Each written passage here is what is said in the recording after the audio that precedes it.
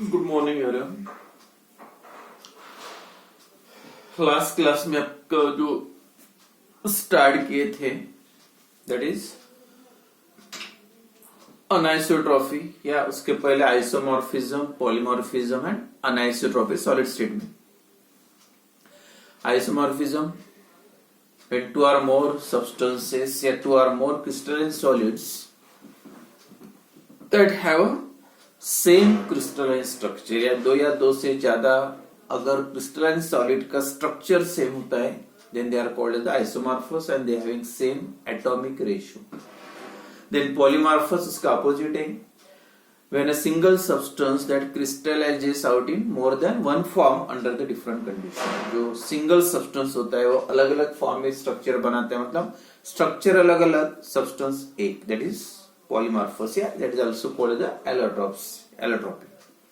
और ये दोनों जो फिनोमिना है जैसे आइसोमॉर्फस आइसोमॉर्फिज्म, पॉलीमॉर्फस है तो पॉलीमॉर्फिज्म, और आइसोट्रॉपी, और आइसोट्रॉपी का मतलब when some physical means ability of amorphous solid ability of amorphous substance to exhibit identical physical properties like refractive index, dielectric constant, electrical conductivity when measured in different direction, even when measured in different direction, अलग अलग direction में major करने के बाद भी अगर physical properties की value change नहीं होती है then it is called as isotropy. और क्रिस्टलाइन का उसका अपोजिट है, पर measuring different direction the values of that property changes, that is called as anisotropy. तो क्रिस्टलाइन सॉलिड का लेकिन एमॉर्फस के लिए स्पेशल आइसोट्रॉपी। देन जो नेक्स्ट टॉपिक शुरू किए थे क्रिस्टलाइन सब्सटेंसेस या क्रिस्टलाइन सॉलिड का क्रिस्टलाइन सॉलिड्स का classification, and that classification is on the basis of how that crystalline solid that made of, मतलब कौन से कॉन्स्टिट्यूएंट पार्टिकल से वो बना है, तो कॉन्स्टिट्यूएंट पार्टिकल कौन से, and the intermolecular forces of attraction involve in that. इसमें जो इंटरमोलिकुलर फोर्सेस ऑफ अट्रैक्शन है वो सॉलिड में वो कौन से टाइप का है। On that basis there are 4 types of crystalline solid. तो क्लासिफिकेशन ऑफ क्रिस्टलाइन सॉलिड इसमें नंबर 1 है that is ionic solid.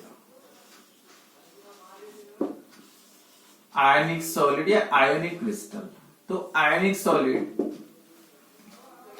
All salts, sodium chloride, potassium chloride, magnesium chloride या calcium sulphate, calcium carbonate, calcium cobalt chloride, सभी जो metal और non metal के जो compounds होते हैं that is also called as salts. All that salts are the example of ionic compounds या ionic crystal. उसमें सबसे इंपॉर्टेंट है जब भी एक्सप्लेनेशन लिखोगे तो उसमें कॉन्स्टिट्यूएंट पार्टिकल कौन से, और दूसरा मतलब उसमें अट्रैक्शन कौन सा होता है पार्टिकल में, आयंस में, एंड बाद में उसकी जो प्रॉपर्टीज है वो लिखना है। तो सबसे पहले this ionic solids are characterised by या characteristic of ionic solids constituent particles present in the ionic solids are charged ions। charged ions का मतलब that is a cations and anions, they are arranged in a repeating या regular repeating pattern. जो crystalline structure की definition अगर arrangement particle का regular है, repeating है, and it is called crystalline solid. तो जो मेन कॉन्स्टिट्यूएंट पार्टिकल्स कौन से होते हैं, the constituent particles present in case of ionic solids are charged ions, मतलब cations and anions, they are arranged regularly in 3 dimensional structure. Then number 2, अब उसमें जो आयंस है जैसे बोल सकते हैं आप, स्ट्रक्चर तो वैसे दिया नहीं है और ये आयनिक सॉलिड है, वैसे जनरल रफ स्ट्रक्चर निकाल रहा हूं। Positive negative, positive negative, negative positive, positive, इस टाइप से। देखो यहाँ पे अरेंजमेंट जो है, one cation, one अनायन, one generally smaller size cation है, लार्जर साइज अनायन होते हैं, स्ट्रक्चर है नहीं वैसे। ईच आयन जो आप देखोगे तो हर पॉजिटिव आयन के सराउंडिंग में 4 निगेटिव दिख रहे हैं, या हर निगेटिव के सराउंडिंग में 1 2 3 4 4, इस टाइप की जो रेगुलर रिपीटिंग अरेंजमेंट होता है that is crystalline solid. And ionic solid में यहाँ पे जो आयनिक सॉलिड में पार्टिकल कौन से दिख रहे हैं, cations and anions. And second point, that charged ions means cations और anions are held together by a strong intermolecular forces of attraction, मतलब attraction between positive charge and negative charge, and that is also called as the Coulombic forces. Coulombic forces भी बोलते हैं उनको, या strong electrostatic forces of attraction। जो attraction होता है, attraction between cations and anions। Particle कौन से होते हैं आयनिक सॉलिड में, आयंस, मतलब cations and anions, जैसे NaCl, Na positive, Cl negative, KCl, K positive, Cl negative, इस टाइप से। And in this ionic solid the charges that is cations and अनायन charges, in that जो फोर्सेस ऑफ अट्रैक्शन है that totally compensated या neutralised, मतलब that ions are arrange, जो बताया मैंने, जो कटायंस एंड अनायंस है the ions are arrange in case of ionic solid, that ions, third point, ions are arranged in a such a way that their opposite charges या opposite forces get compensated or neutralized, यानी ऐसे arrange हो गए opposite forces जो है positive negative में वो cancel होना चाहिए, कॉम्पेंसेट होना चाहिए। जैसे एक पॉजिटिव है तो एक निगेटिव उसको न्यूट्रल करेगा, तो इस टाइप से जो अरेंजमेंट होता है। एंड देयरफॉर दैट जो चार्ज का न्यूट्रलाइजेशन होता है तो स्ट्रॉन्ग अट्रैक्शन है उसमें, and therefore this solids are hard and rigid structure होते हैं, मतलब डायरेक्ट इंटीमेट कांटेक्ट होता है कटायंस और अनायंस का, और वो सॉलिड हार्ड होते हैं। And that solid having a high value of their melting and boiling point. Attraction strong है, स्ट्रांग अट्रैक्शन रहा तो डिस्टेंस कम रहेगा, और जितना डिस्टेंस कम रहेगा उतना अट्रैक्शन ज्यादा रहेगा। And therefore strong electrostatic force of attraction, and therefore this type of solid having a high value of their melting and boiling point, hard rigid solid कौन सा, आयनिक सॉलिड। तो पहला पॉइंट था कॉन्स्टिट्यूएंट पार्टिकल, सेकंड पॉइंट था attraction, मतलब force of attraction कौन सा है, थर्ड ये जो चार्ज न्यूट्रल होता है, मतलब कोई भी चार्ज नहीं होता उसमें, टोटल कंप्लीट क्रिस्टल पे, क्योंकि पॉजिटिव निगेटिव न्यूट्रलाइज हो जाते हैं। And therefore is strong forces है, hard and brittle and high melting and boiling point. And again all the ions as this positive and negative attraction या ions are compensated, neutralized, and therefore no free ions present in case of crystalline ionic solid। ionic solid में कोई भी free charges नहीं, positive negative total cancelled है, compensate है, या आप बोल सकते न्यूट्रलाइज है।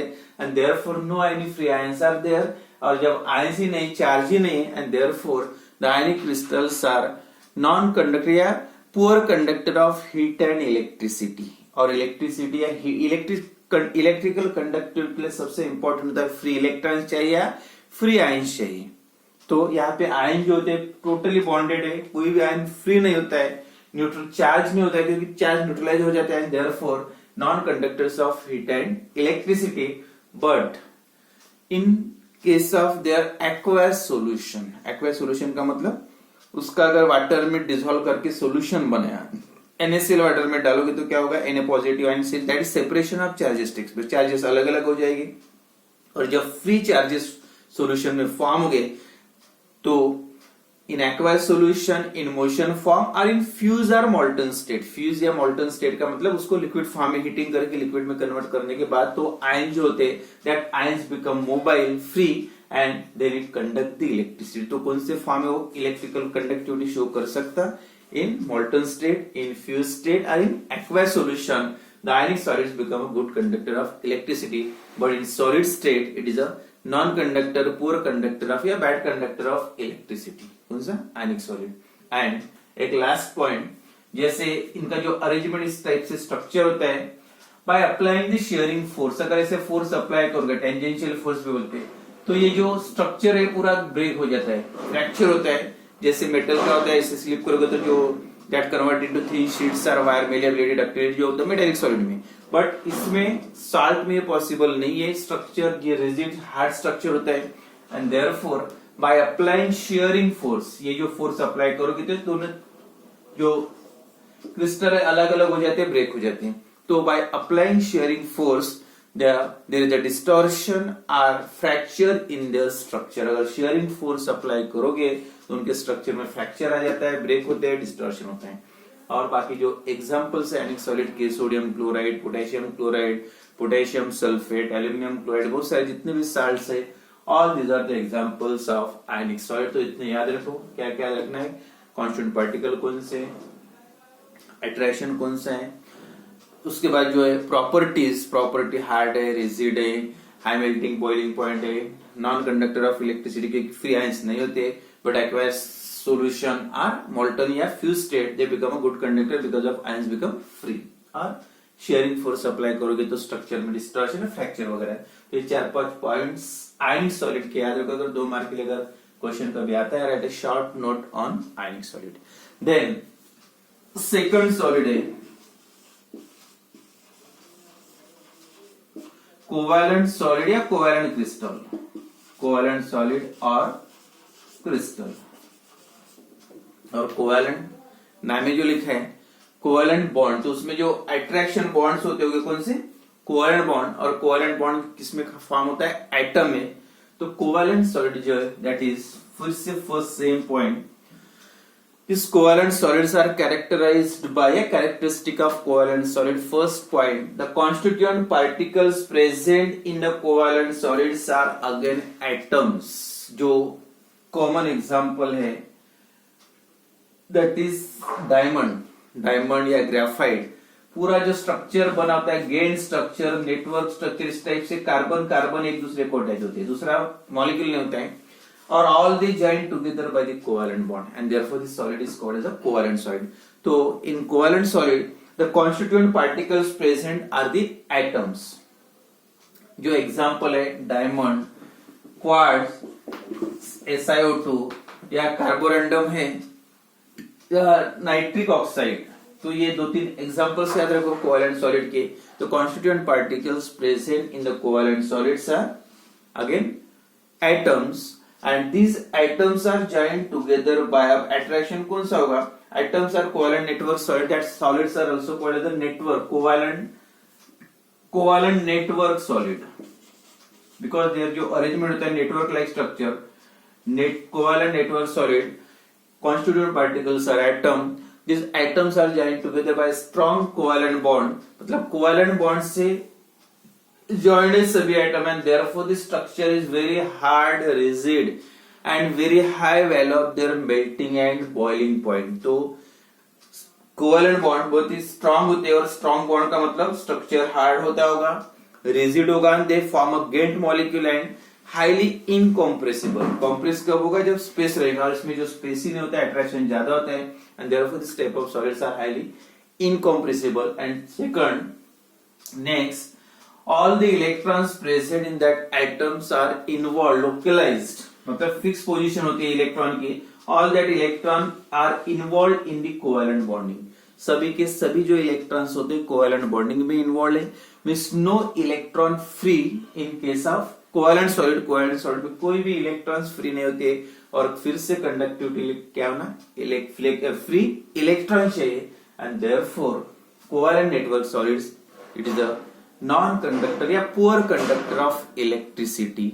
तो इसमें भी सेम कॉन्स्टिट्यूएंट पार्टिकल्स एटम है, अट्रैक्शन कोवैलेंट बॉन्ड से, therefore attraction strong covalent bond, hard, rigid, incompressible, high melting and boiling point, and all the electrons present in that atom that involved in the covalent bonding means no electrons become free, कोई भी free electrons नहीं होते and therefore covalent solid is a non-conductor of electricity। localized form में होते electron. और एक जो example है डायमंड, क्वार्ट्ज, SiO2, कार्बोरेंडम या नाइट्रिक ऑक्साइड। तो ये है सेकंड जो क्रिस्टलाइन सॉलिड का एग्जांपल है, that is a covalent solid. And then कितने हो गए, ionic solid, second covalent solid, and जो नेक्स्ट है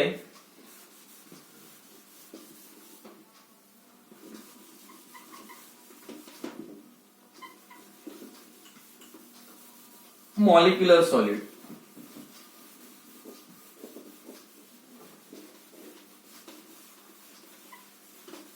Number 3, type of crystalline solid.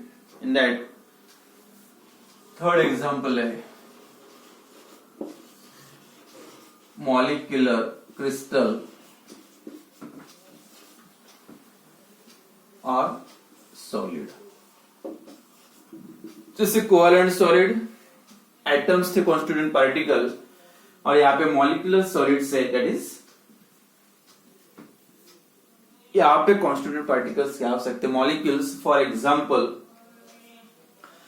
The molecules like CH4, CO2, Cl2, H2O2. All these are the molecular solid, and that solids on solidification they form a solid compound, but in general in normal form बोल सकते हैं आप.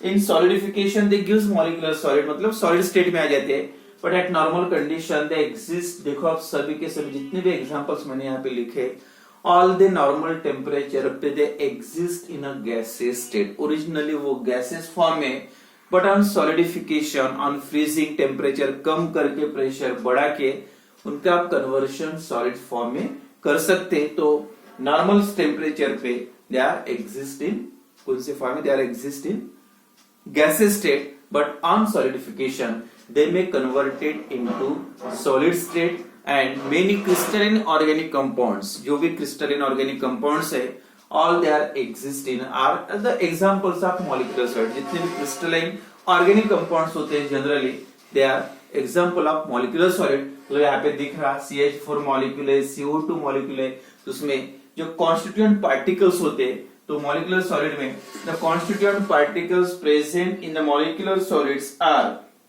कौन से रहेंगे? that is molecules.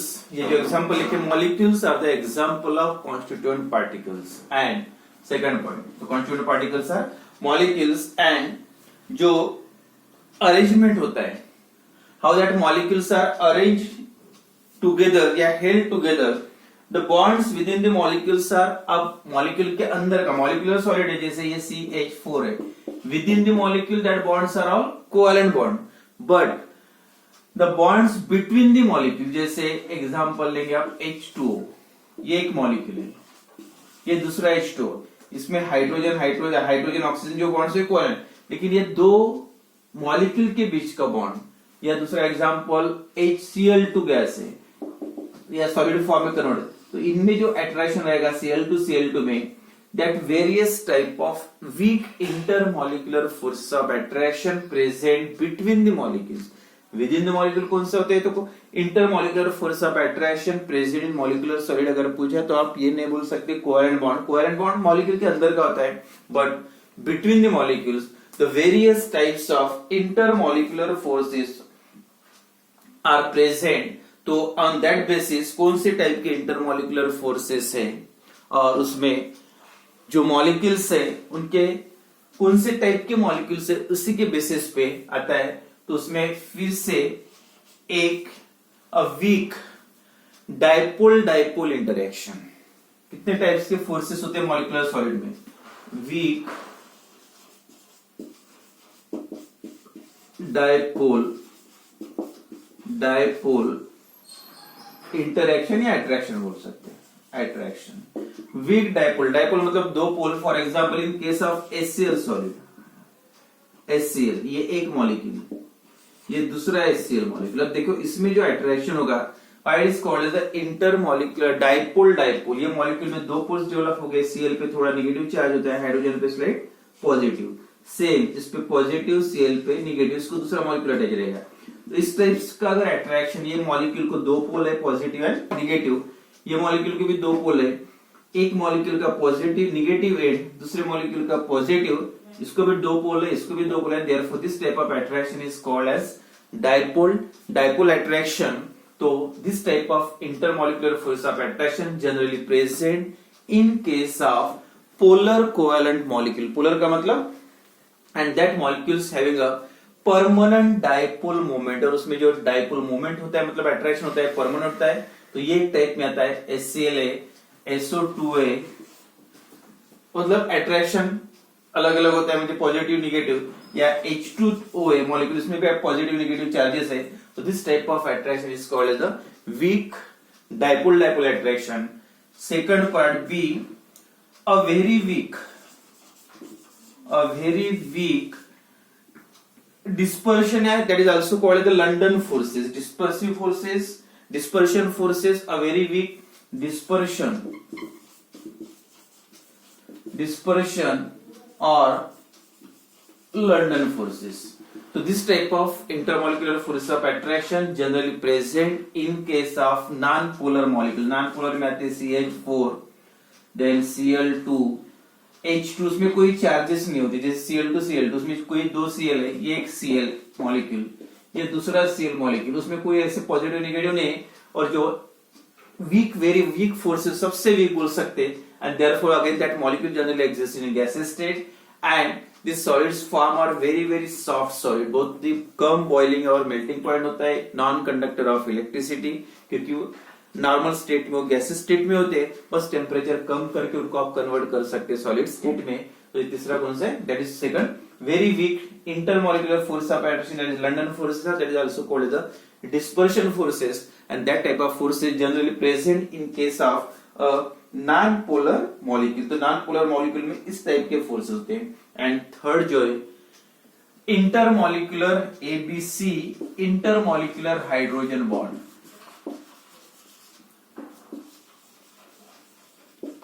Intermolecular hydrogen bonds, और hydrogen bonds का मतलब जब डाइपोल डाइपोल अट्रैक्शन में हाइड्रोजन इन्वॉल्व होते हैं, hydrogen is attached to highly electronegative atom like oxygen या फ्लोरीन या नाइट्रोजन।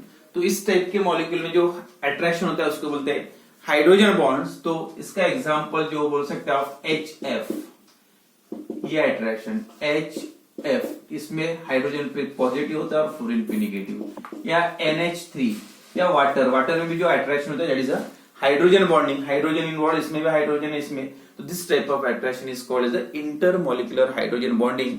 और कंपैरेटिवली इसका ये मॉलिक्यूल्स का जो molecular boiling and melting point comparatively dipole dipole या लंडन फोर्सेस से थोड़ा ज्यादा होता है। And again there is no free electrons are present, and therefore this type of solids are non-conductors of heat and electricity, and that having very soft structure, very low melting point and poor conductor of electricity। तो ये तीन types के solid हो गए। And then last जो बचा है metallic solid,